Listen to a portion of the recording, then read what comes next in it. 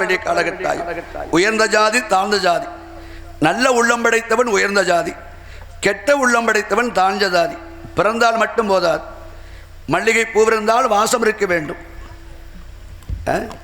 விலை நெல்லாக இருந்தால் உணவுக்கு பயன்பட வேண்டும், மனிதனாக இருந்தால் 10 பேருக்காக நன்னவளாக நடக்க கற்றுக்கொள்ள. இந்த பாட்டு கைதட்டினா இந்த பாட்டு எப்படி பாட்டு தெரியுமா? அரும்பு கொடியில் அதுமணம் குன்றுபு, கரும்பு கொடியில் கட்டியும் பாகாகும். இந்த எக்கோல குறைச்சிருங்க, அவுட்டர் குறைங்க, இன்னொரு மட்டும் எக்கோல வேணும். அரும்பு கோடினில் அதுமணம் குன்றுபோ, கரும்பு கோடினில் கட்டியும் பாகாகும், இரும்பு கோடினி யானையை வெல்லலாம், மனித நரம்பு கோடி விட்டால் வாதம் வந்து சேர்ந்து விடும். அப்படி என்ன அர்த்தம்? ஒரு மல்லிகைப்பூ இருக்குது, அந்த மல்லிகைப்பூடைய காம்பாகப்பட்டது கோணலாக இருந்தாலும் மனம் குன்றாது, கரும்பு கோணலாக இருந்தாலும் சுவை குன்றாது. ஒரு இரும்பு கோணலாக இருந்தால் யானையை வெல்லலாம், ஆனால் மனிதனுடைய நரம்பு கொடிவிட்டால் வாதம் வந்து சேர்ந்து விடும். கொஞ்ச நாளைக்கு வாழக்கூடிய இந்த மனிதனுக்கு எப்பொழுதும் இந்த ஜீவாத்மா பிரியம் என்று பகவானுக்கு மட்டும் தெரியும். 6 வயதோ 60 வயதோ 7 வயதோ 70 வயதோ பகவான் கொடுத்த ஆயுட்காலம் எப்பொழுது என்று அந்த தர்மமுனீஸ்வரனுக்கு மட்டும் தெரியும். எவ்வளவு ஆட்டம், எவ்வளவு பாட்டம். கோவிலில் கூட்டமாக நிற்கிறானா இல்லையா, 12 மணிக்கு கூட்டமாக போயிடுறான், என்னதே இருக்க தெரியல. அதே அவன் கோயில். ஆமாம், இப்பெல்லாம் பேச போனால் கல்லை வெட்டி எறிகிற காலமாயிருச்சு. வந்தமா 2 சினிமா பாட்டை பாடணுமா, டான்ஸுக்கார பிள்ளை அமுக்கணுமா, போனமான்னு இருக்கணும், அவ்வளோதான். புத்திமதி சொல்வதற்குரிய மேடைகள் கிடையாது, அது கேட்பதற்கு மக்கள் கிடையாது. காரணம், நல்ல வார்த்தைகளை எடுக்கக்கூடிய தேனீக்களாக இருந்த ஒரு காலத்தில் தேனீக்களாகப்பட்டது ஒன்று கூடி அருமையான ஒரு கூட்டை கட்டி சுவை கொடுக்கக்கூடிய தேனை கொடுத்தது. எப்படி?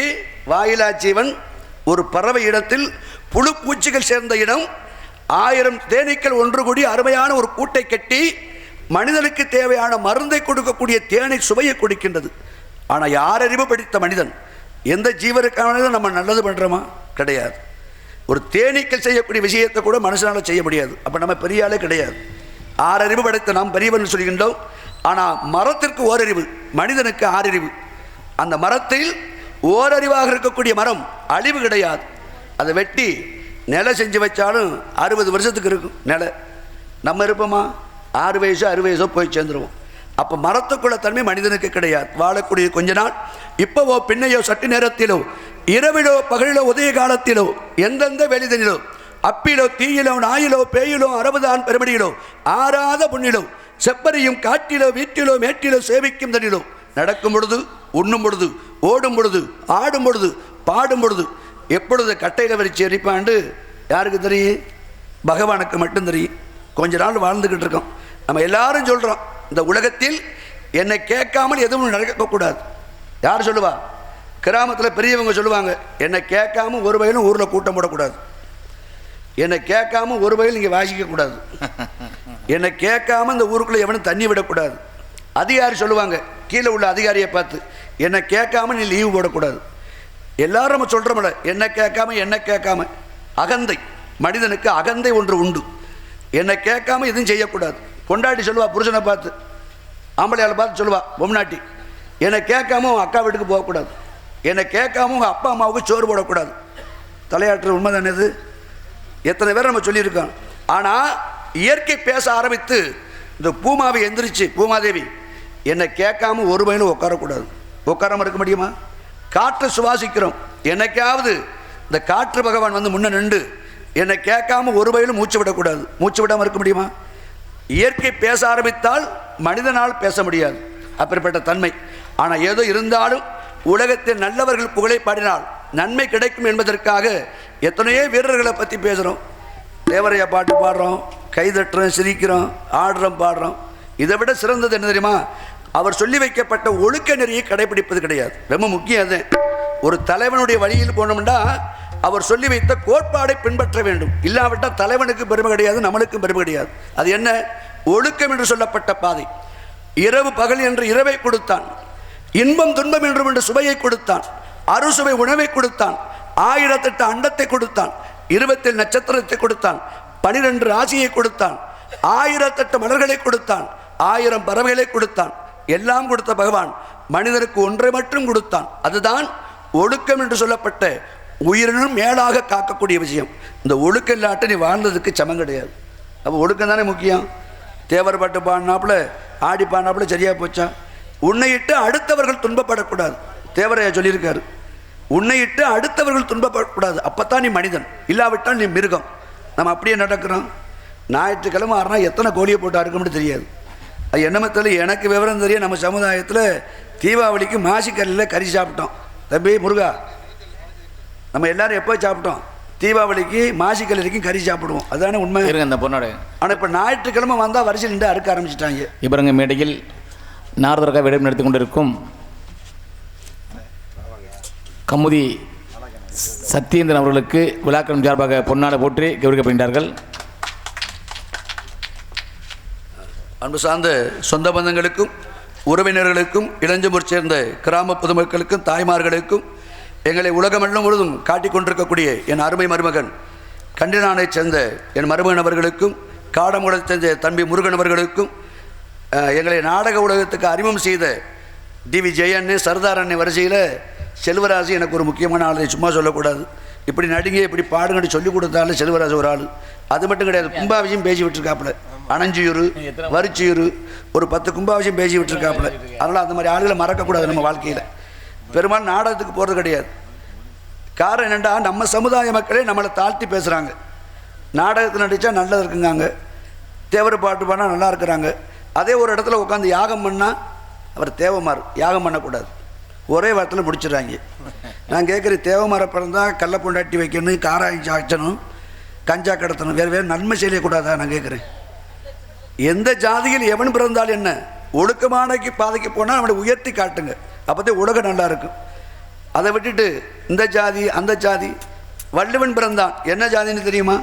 கம்மன் பிறந்தான், என்ன ஜாதின்னு தெரியுமா? கவி சக்கரவர்த்திகள் பிறந்தார்கள், 63 நாயன்மார்கள் பிறந்தார்கள்.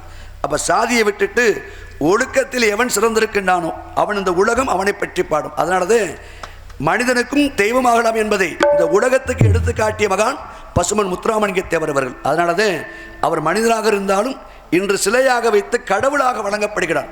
காரணம் என்ன? அவர் வாழ்ந்த காலத்தில் ஒழுக்கத்தை கடைபிடித்தார். இந்த ஒழுக்க நாட்டை நீங்கள் வாழ்ந்ததுக்கு சமம் கிடையாது. பன்றியும் பிறக்கின்றது, நாயும் பிறக்கின்றது, பேயும் பிறக்கின்றது. நீ வாழ்ந்ததற்கான அடையாளத்தை விட்டு செல்பவன் மட்டும்தான் மனிதன். அந்த வகையில் மனிதனும் தெய்வமாகலாம் என்பதை இந்த உலகத்துக்கு எடுத்து காட்டிய மகான் தெய்வக திருமகனார். அப்பேற்பட்ட தெய்வத்தின் புகழை பாடி கழகத்தை செய்யலாம்.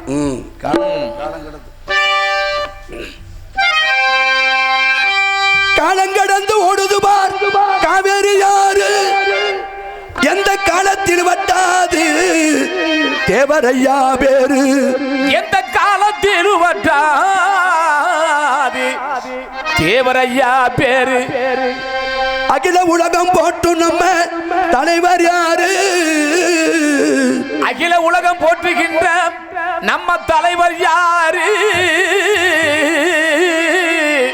பசும்பொன் ஊனாமுத்து ராமலிங்க தேவரையா பேரு, பசும்பொன் ஊனாமுத்து ராமலிங்க தேவரையா பேரு. காலங்கடந்து ஓடுது பார் காவேரி யாரு, காலம் கருதி ஓடுது பார் காவேரி யாரு, காலங்கடந்து ஓடுது பார் காவேரி யாரு, எந்த காலத்தில் வட்டாது தேவரையா பேரு. காலம் கருதி ஓடுது பார் காவேரி யாரு, எந்த காலத்தில் வட்டாது தேவரையா பேரு. அகில உலகம் போட்டு நம்ம தலைவர் யாரு, அகில உலகம் போற்றுகின்ற தலைவர் யாரு, அகில உலகம் போட்டு நம்ம தலைவர் யாரு, பசும்பொன் ஊனாமுத்து ராமலிங்க ஐயா பேரு. காலம் கதி ஓடுது பார் காவேரி யாரு, எந்த காலத்தில் வட்டாது தேவரையா பேரு.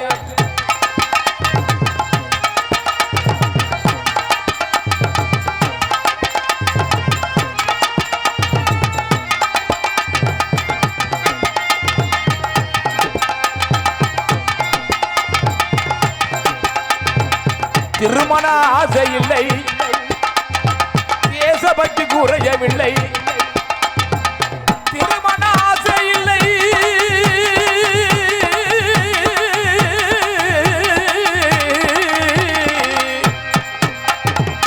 திருமண ஆசை இல்லை, தேசப்பட்டு குறையவில்லை.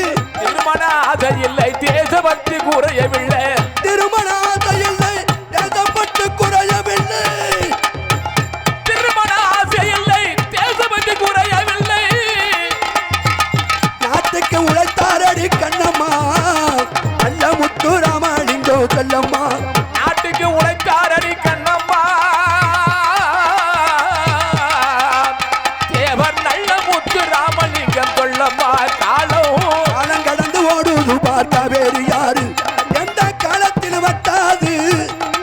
தேவரையா பேரு.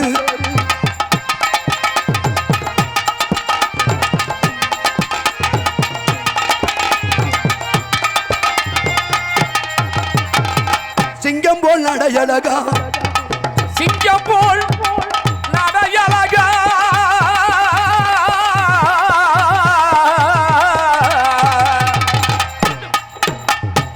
சிங்கம் போல் நடையழகா பேசப்பட்டு உடையவரா சிங்கம் போல் நடையழகா தேசப்பட்டு உடையழகா சிங்கம் போல் நடையழகா பேசப்பட்டு உடையவரா சிங்கம் போல் நடையழகா தேசப்பட்டு உடையழகா ஆன்மீகவாதியாடு கண்ணம்மா அரசியல் மேலே எரி செல்லம்மா ஆன்மீகவாதியடி கண்ணம்மா தேவர அரசியல் வாழி என்று சொல்லம்மா காலம் கடந்து ஓடுது பார்க்க வேறு யாரு எந்த காலத்தில் வட்டாது தேவரையா பேரு